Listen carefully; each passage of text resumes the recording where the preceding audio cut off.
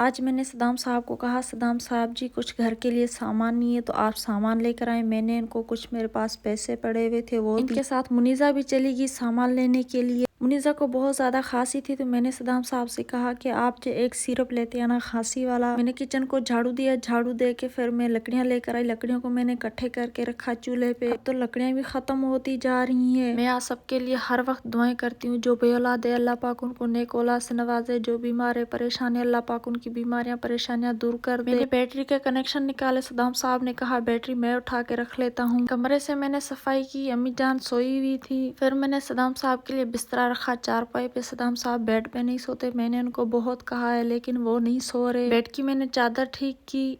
फिर मैंने की सब्जी बनाने की तैयारी। मैंने गार्डन में से कुछ हरा धनिया काट के लेकर आई। बहुत सारे प्यारे बहन भी कमेंट्स में लिखते हैं कि आप कहाँ रहते हैं, तो हम सिंध पाकिस्तान में रहते हैं, सक्खर वाली साइड। अल्लाह पाक आप लोगों को खुश रखे, आबाद रखे, जहाँ भी रहें खुश रहें, आबाद रहें, हंसते रहें, मुस्कुराते रहें, आमीन।